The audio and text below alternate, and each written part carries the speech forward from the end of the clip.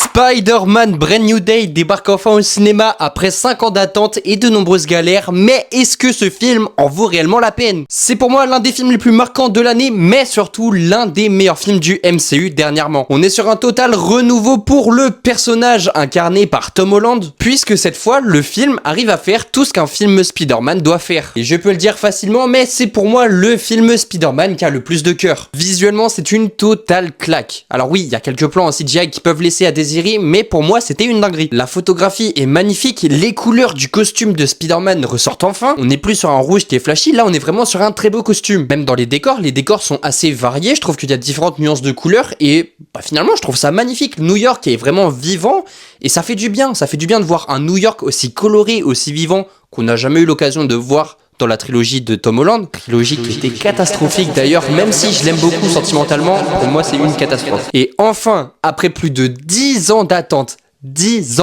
rendez-vous compte, on a des bonnes scènes de voltige. On a enfin des bonnes scènes de voltige qui innovent par moment. Parce que oui, on a certaines acrobaties qui sont enfin présentes en live action. Et on sent cette forte inspiration pour les jeux Marvel Spider-Man. Et c'est une très très bonne chose. Côté casting, il n'y a rien à dire, tous les acteurs sont excellents. Mention spéciale à Sadie Singh qui crève l'écran. Pour ce qui est du côté de l'histoire, le développement de Peter a été très bien géré. Comme je vous l'ai dit, le costume est totalement dingue. Pour moi, c'est l'un de mes préférés, si ce n'est peut-être mon préféré avec celui de Tasme 2. L'intégration de Punisher est absolument parfaite. Ils ont réussi à garder l'essence même du personnage, son ADN, mais ils ont réussi à lui donner un cœur, quelque chose de beaucoup plus tendre et quelque chose de touchant. Et ça, honnêtement, ça m'étonnait vraiment.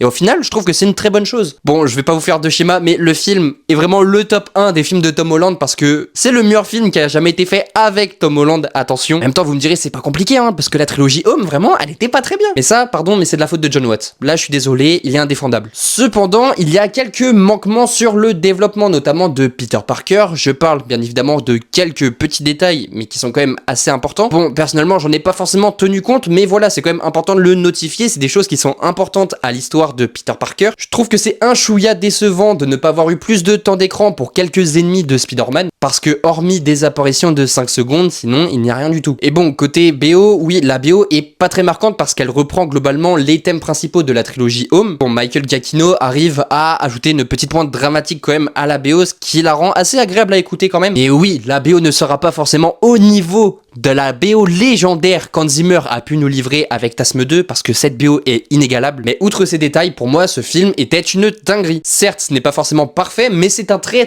bon début et un très bon lancement pour la nouvelle trilogie de Tom Holland. Personnellement, c'est un giga énorme coup de cœur. Bref, n'hésite pas à me dire dans les commentaires ce que tu en pensais. Abonne-toi pour